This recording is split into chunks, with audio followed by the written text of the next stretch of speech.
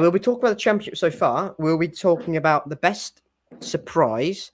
So, team who are completely overperforming our expectations or our relative expectations or average expectations for everyone combined at the start of the season. We'll be talking about the biggest concern in terms of, who's been kind of really bad so far, who's completely underperformed expectations. We'll be talking about best signing. So that's an individual signing, and trigger warning, it can't be a loan. So it can't be Scott Twine, it can't be Taylor Harwood-Bellis, it can't be Taylor Gardner-Hickman. So it can't be a loan. And we'll be talking about best window for a championship team.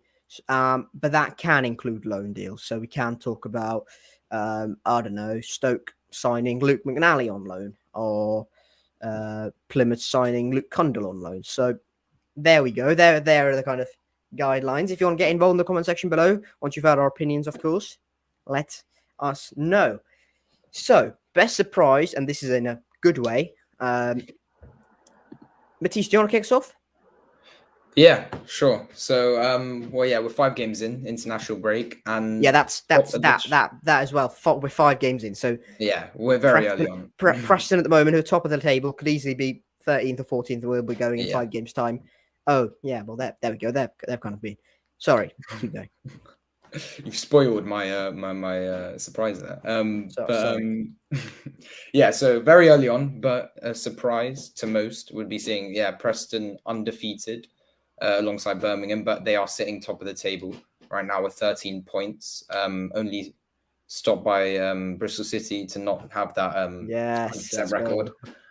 But yeah, I put Preston there just because the fact they've had mediocre seasons over the last few years, like flirting with the playoffs a bit last season, but they had a poor end to it. And obviously at the start of last season, they had like those 0-0 draws were crazy.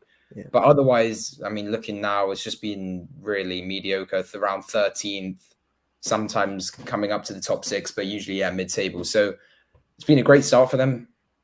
They've scored a decent amount of goals. They made some good signings, and they look like just a strong team. And obviously Leicester were up there, but they lost. I wouldn't have put them as a surprise anyway, because they are favourites to win. But yeah, Preston is my surprise team. Obviously, it can change in 5 games' time. They could be outside the top 6, but I see them doing well this season. I see them fighting for playoffs. They could come into it. I think as a prediction, I put them like 11th or something as normal, but they have been showing a threat. And when we played them at the start of the season, we thought should be winning this. Preston are like kind of where we were, and then now 4 games later after that draw, we're like, we'll take that point. That was a really good result in the end from the way we played as well. So, but yeah, Preston, my surprise. As you mentioned rightly, Preston top of the table. They've been really impressive so far. Defensively, fairly good, and attacking wise, really good as well. So yeah, I'd agree with. I have no kind of qualms about Preston being your surprise pick. My surprise pick is, and this is absolutely no surprise to anyone who's looked at the Championship League table. I've gone with second place. That's Ipswich Town. So the top 2 at the moment, very, very, very odd. Not sure how long that'll last, but there we are. But Ipswich, they've been magnificent so far. And I know there have been a lot of kind of, I don't know, media stories praising Ipswich, praising Kieran McKenna. And it's got a little bit tiring, but bloody hell, they deserve it. They've been standing. From the opening day victory at Sunderland, which was initially kind of comfortable and really impressive, and then kind of grinding out a victory there, then you revert that to a really dominant display at home to Stoke, where they controlled possession and just killed Stoke with their passing, and then another kind of tight margin victory at QPR, and then they play kind of Leeds, and that Leeds front line that day was ridiculous. It was Sinistera, it was Joel Pirro, it was Jorginho Rutter and it was Wilfred Gnonto, all from the start. It was ridiculous front line. No one would have coped with that in the Championship. So they lost, but you can kind of give them a pass there. And then an incredible, probably the most impressive one so far, a victory at home to Cardiff. Not because it's Cardiff, but 2-0 down. They looked felt like reality was kind of hitting them. And then there we go. Like that, Nathan Broadhead scores and Ipswich are on their way again. They're just such a good team. And the way they've adapted to the Championship has been brilliant. And yeah, I thought I did them a really good favour in putting them at 13th. And yes, I saw some predictions like second and third, and I was going, no newly promoted team does that. Like, it's ridiculous. But at the moment, I wouldn't say they're too far off top 6 challengers, or no, actually they're probably top 6 challengers. I wouldn't say they're too far off being like favourites for the top 6. They've been magnificent. I have, and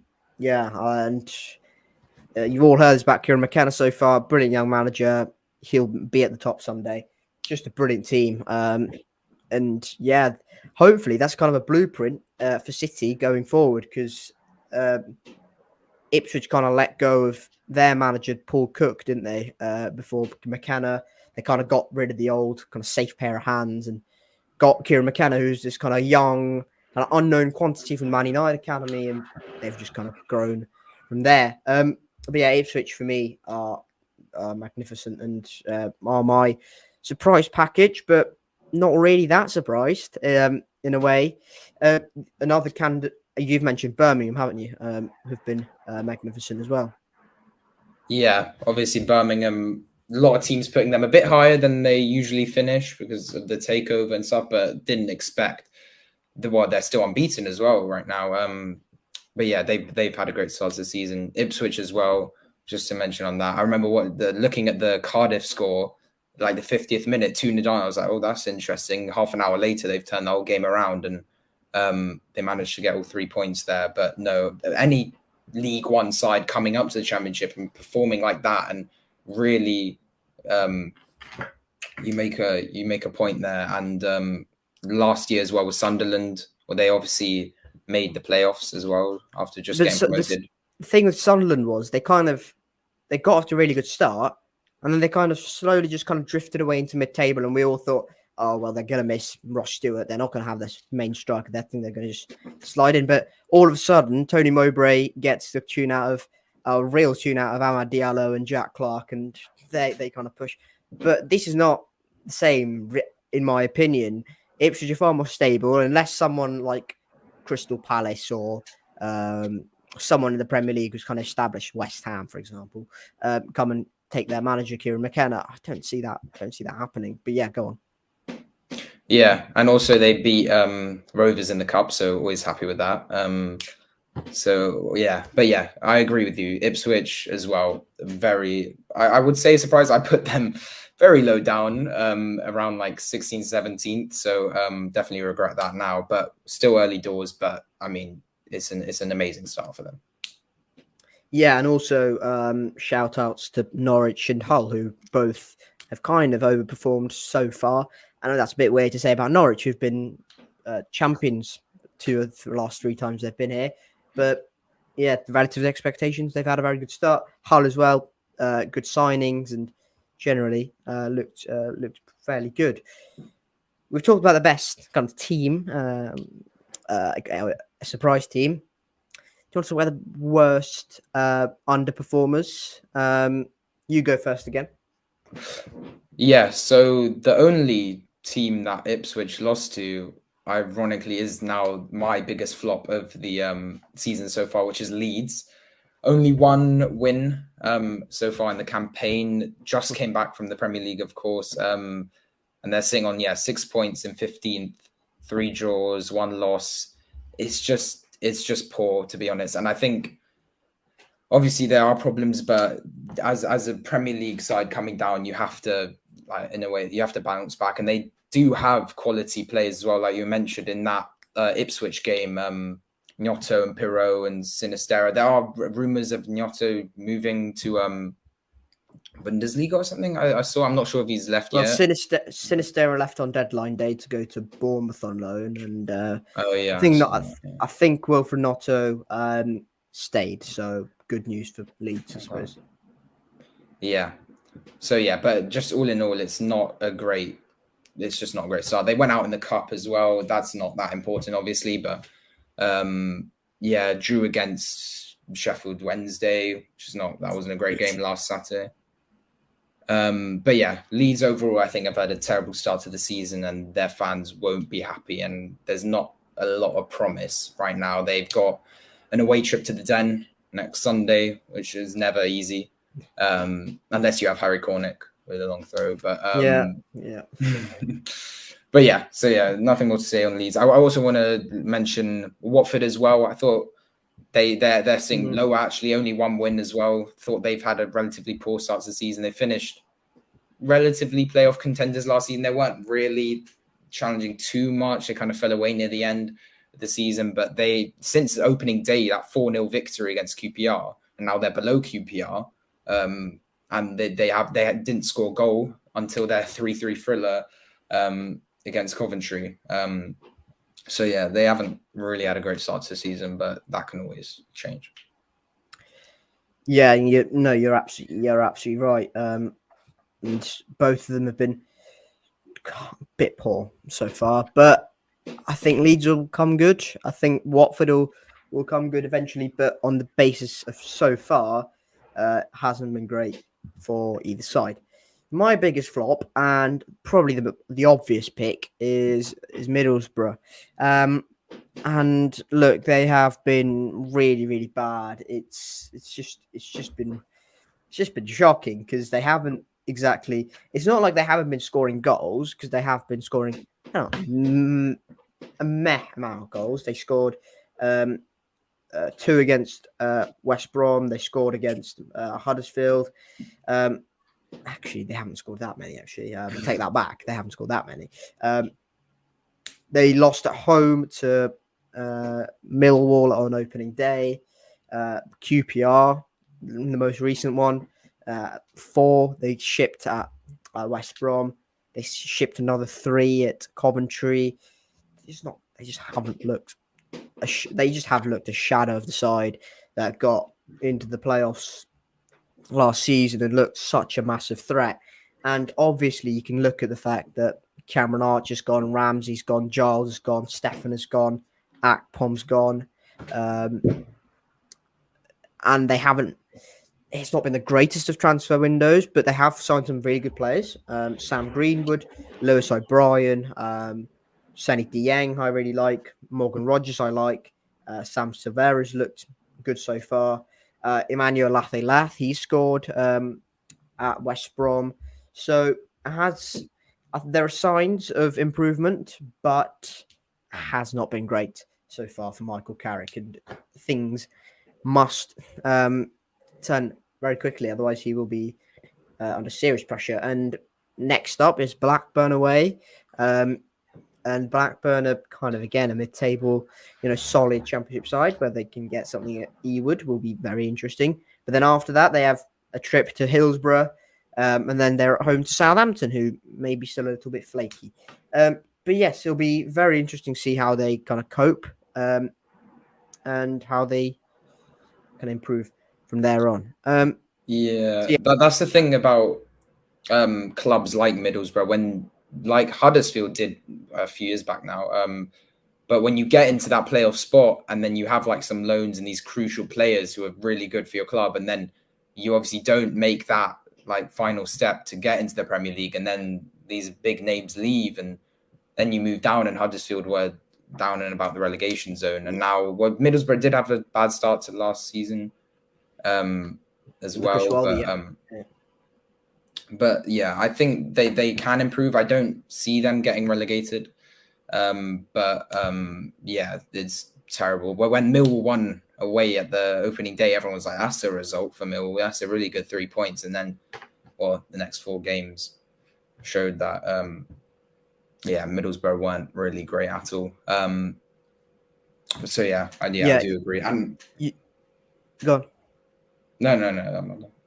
Oh, yeah, you made the point on Huddersfield where you said they lost their key players. Huddersfield sold Lewis O'Brien, Pippa. They lost Levi Colwill because he was on loan, and now look where he is. So yeah, some really kind of quality players leaving there, and hopefully for Middlesbrough, not a similar situation in terms of kind of falling off, but. If I'm going to be really pedantic, they haven't really signed many players who are going to come in and immediately make an impact because we don't really know them yet. If they'd signed, I don't know, Cameron Archer again on loan, we'd all have gone, oh, it's brilliant, get them back.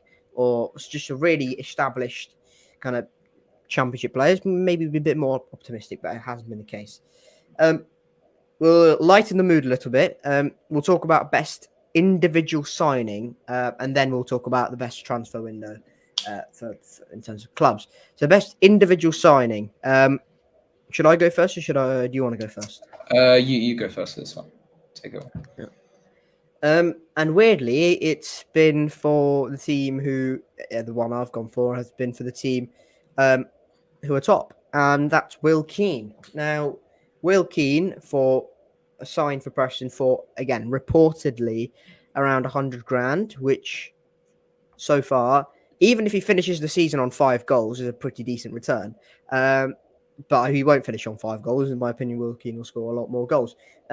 Very surprised more championship clubs are not in for him because despite his relegation with Wigan last year, a pretty dismal Wigan side, he scored a fair few number of goals, 12 goals in 38 starts in a team that was shocking most of the last campaign in the championship. I was very surprised you didn't get kind of a higher move. No disrespect to Preston, they are top of the championship at the moment, but in terms of the hierarchy of the championship, maybe he could have got a slightly better move. The only problem with Will Keane is what are Preston going to do when they get Emil Reece-Jacobson back and Leighton Stewart kind of fully firing, and Ched Evans is there as well. So yeah, it's gonna be good. It's gonna be tough for Will Keane to keep his place, but so far he's not done anything wrong, and I think he's been the signing of the summer relative to price and 5 goals so far. And he looked to throw out at Ashton Gate on opening day, scored a goal. So yeah, I'm going for Will Keane for Preston, who signed for 100 grand as well. Yeah, Matiss, who are you gone for? I had Will Keane as well as my signing. I think, obviously I agree with you with the output that he's given, considering how much they're going for, is very good, and he's done very well. That was my main one. I mean, we can mention some others. Aaron Connolly for Hull has had a decent start, signing from Brighton. But yeah, sorry. Joel Pirro for Leeds. Yeah, Joel Pirro for Leeds as well. Yeah, that was a really good signing as well.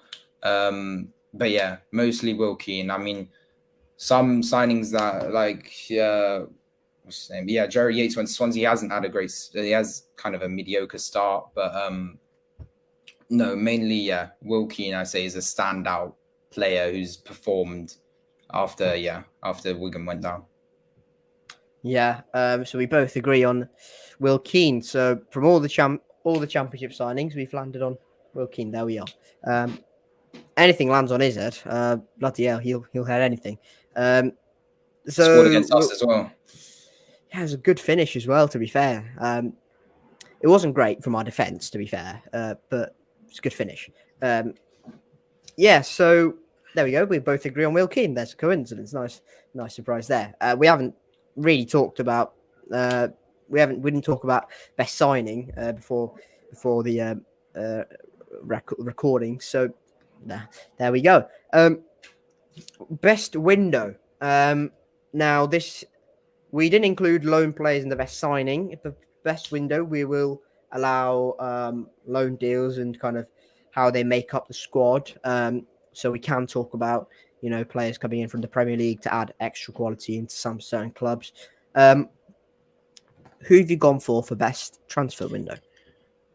I've gone for another club that we've already played in the season, and I mentioned Aaron Connolly as a good signing. But yeah, I've gone for Hull City, who sit in the playoffs right now, and yeah, I think they've had quite a successful transfer window for themselves. They've signed Jaden Philogene from Aston Villa, lots of good loan transfers as well. I thought, I've seen firsthandly how Liam Delap, obviously Scott Twine, really big loan transfer from Burnley. They played pretty well, I think, against us as well. They look like a big threat. So I think they've done well here. I mean, very different to like I remember their transfer window, was it last season or like the season before that? They're Turkish. Signed about 50 players from Eastern Europe as well. It's ridiculous. Yeah. But no, overall, I think they've had a good transfer window, and it's shown that they're in the top 6 right now, which Hull are usually not really in and around that area. We're kind of in that kind of mid-table region with them usually, but no, they've also had a good start. They've got some academy Premier League players as well, Javier Simmons, and yeah, I think they've had a very good window in my opinion. Yeah, and it's also important to mention with Hull that they've kind of got rid of players who they just have gone and they've gone and looked at and gone, you know what, it's going to work out. Players from last summer they signed, Oscar Stupinian, who's gone out on loan to Metz, Benjamin Tete, he's gone to Metz as well. Okay. Why are Metz obsessed with Hull players? Tobias Figueiredo, he's gone to Brazil on a permanent deal. Ryan Woods has gone to a certain club in Bristol on loan. Yes, they've got no. It's not only the incomings; they've just kind of cut their losses and been ruthless with some players who've either not going to fit the system or just haven't worked out. So, yeah, really good in my opinion transfer business from Hull. Another in my best window club, the Championship, I've gone for another newly promoted side. I've talked about Ipswich. I'm going to talk about the team that finished above them last season with 101 points. It's Plymouth Argyle, and Plymouth haven't done business that is kind of out there or ridiculous. They haven't signed 15 new players. They've kind of kept that core from last season together, and they've added little bits of quality on top of that, which are definitely going to improve the squad. Who have they retained? Well, they've got Morgan Whittaker from Swansea, apparently £1 million, which is an absolute steal. By the way, why Swansea is selling him for £1 million? Beyond me. Barley Mumba reportedly around £1 million as well. Another steal. He's been brilliant for Plymouth so far, playing in the advanced position in a 4-3-3. Another steal. Finn Azaz has come in on loan again from Aston Villa. He was really good for Villa from Villa on loan last season at Plymouth. He's come back there, so another kind of stalwart there. Julio Pleguisello. I don't do Spanish. I don't speak Spanish. So Julio has come in on a free deal, free transfer, even from FC Twente. He's got highly rated over there in the Netherlands. Luke Condell, who was impressive at times in a Swansea shirt last season on loan. He's come in on a loan deal from Wolves. Lewis Warrington, who was really good at Fleetwood last year, he's come in on loan. So they've used the loan market, they've used the permanent market, and they've signed players like Connor Hazard as well from Celtic. Julio has come in as well. They've kind of added little bits of quality on top of retaining their squad, which I really like. So yes, I'm going to go for Plymouth. And well, the proof is in the pudding, you could say. They've been excellent so far. They've been they've demolished teams. Demolished Blackburn last game. They demolished. No, that's unfair on Huddersfield. They beat Huddersfield with 2 late-ish goals. Got a point away at Watford in a 0-0 draw. Very unlucky against Birmingham and Southampton. 2 90-something minute defeat, and went 2-0 up in the cup against Crystal Palace. And then whatever happened after that must not be speaking of, because that doesn't fit my agenda. So look, some really good business from Plymouth. I really like what they've done. And I think on top of this quality they already had at the club, i.e. Ryan Hardy, Callum Wright, Joe Edwards, Lewis Gibson had come in as well. So some really good players. And yeah, when Michael Cooper's back, Plymouth are probably going to have a really, really competitive side. I don't think they'll be anywhere near my prediction. I think 19th or 20th. Yeah, they'll be higher than that for me. So yes, I've gone for Plymouth as my best transfer window for the Championship club. Yeah, I definitely agree with you. They've been solid at the start of the season for another club coming up from the league below. A lot of people, including me, put them quite low down near the relegation zone. Again, we're all saying this is relative. It's 5 games in, but they are sitting pretty high up, 7 points, like you said. But yeah, you touched on Ryan Hardy there. He also has had a brilliant start to the season, moving up to the Championship. He's the joint top goal scorer, got 5 goal contributions in the first 5 games. And he's had a good start. I remember I've watched a bit of him in League One last year as well. So yeah, no, Plymouth looking like a pretty decent side. We play them after West Brom in the midweek game. Yeah. On a Tuesday night, they come to Ashton Gate. So yeah, that should be interesting to watch. But yeah, I agree with you. We'll end the episode on one final point, and this was not planned before the podcast, Matiss. So I'm going to throw a little bombshell in here. Mr. Lee Johnson has been appointed manager of Fleetwood Town. That was confirmed 56 minutes ago. So yeah, 10 minutes before we started the podcast. How does he keep getting jobs? I don't know. He was sacked from Hibs, wasn't he, after a 3-2 loss.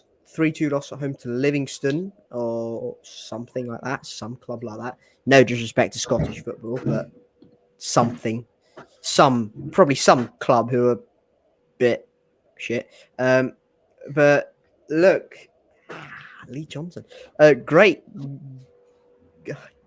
guy, good footballing man. Let's get all the cliches in here. Will fight for the badge. Passionate. Short man syndrome. He has the whole package, apart from being a good football manager at the moment.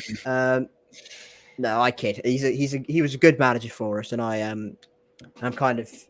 He put us in a good position, didn't he? And then we took the gamble and tried to spend big, and this didn't work out. But to be fair, he did a good job at us for 4.5 years. So yeah, it's quite rare to find in football these days, someone who does such a good job at progressing the team for 4 and a bit years. So yeah, he was a decent manager for us, just didn't work out in the end, unfortunately. But at the moment, his stock is at an all-time low. That's why he's gone to Fleetwood to replace Scott Brown. What are your thoughts? Yeah, well, yeah, surprising. I remember a couple of weeks ago now, I posted on my Instagram as well. Dean Holden and Lee Johnson were sacked within the same day as well. 2 of our previous managers, one from Charlton and obviously Hibs area or whatever that Scottish club is. But yeah, Lee Johnson is ploughing through the teams right now. He's found his place at Fleetwood now, 23rd in League One. And yet to win Good luck with your relegation, Fleetwood. I wish you well in League Two. Yeah, so it's not an easy job from that standpoint, but yeah, no, I wish him the best. I mean, bringing that Man United moment, and yeah, he did quite a lot for us. But so close to a famous night at the Etihad as well. That was very true as well. But yeah, hopefully, I wish him the best. Hopefully, he can keep Fleetwood up. But yeah, I'm surprised he's already switched and he's got a new job already. Maybe Dean Holden next. Where's he going to go to? Dean Holden to Hibs. Just create a cycle. Have they already hired a manager? Hibs? Hibs. They might have done. I can check. Yeah. 22 hours ago. What was this? Former Sheffield United midfielder. Yeah, Nick Montgomery is the new Nick Montgomery. That sounds like a very interesting name. Yeah, never heard the bloke. That name rings a bell. Actually, no, I've never heard of him. Never heard of him actually. Yeah. Well. There you go. We won't be seeing Dean Holden at Easter Road, unfortunately for us. That would have been quite something, though. Oh, he's the manager of Central Coast Mariners. Oh, okay. If Holden went to Hibs and then Pearson to Charlton, and then we'll create like a little circle. But Michael Appleton's already on the chart, so that one. Well, there we go. Hibs have gone. I didn't expect to be talking of him, but there we go. Yeah, that's it. That's it for this podcast. A little powwow at the end because we love Lee Johnson and Dean Holden. No, I don't mind Dean Holden. I think he was a decent guy. Oh no, very good guy. Wrong guy, wrong situation, basically, because we were in the shit, and that's twice. Yeah, go on. I feel kind of bad for him with his job at Charlton because I have a couple friends who are actually Charlton fans, and they said that the fan base actually quite liked him, and it was like going well. But then obviously the start of this season was the opposite of ideal. So yeah, it's a shame. But yeah, both of them. Well, yeah, Lee Johnson with his new job now. So yeah, we'll see how that faces. But yeah, that about wraps it up. Yeah, comment your thoughts and your surprise, flop, best signing and best club that had the best transfer window. But yeah, no, it's been a pleasure. And let us know your thoughts on the game against West Brom next weekend as well. This has been the 1894 podcast. Thank you very much for listening or watching on YouTube. I have been Annie, if that makes any grammatical sense to you. And I have Matiss. I have Matiss. Not in a cage. On the other side, not in a cage. I've not locked him up. This is not like a hostage situation. But I have Matiss. Matiss, do you want to say goodbye to our wonderful viewers and listeners? Yeah, thank you guys for watching, listening. Make sure to like, subscribe, follow us on socials, all of that good stuff. But yeah, it's been a pleasure. Thank you guys. We'll see you in the next one. Yeah, all the socials will be in the description down below. So yes, thank you very much for watching this podcast. We will see you after West Brom, which will be in around a week's time, let's say. Thank you very much for watching. Keep safe, and we will catch you all later. Cheers. Bye, guys.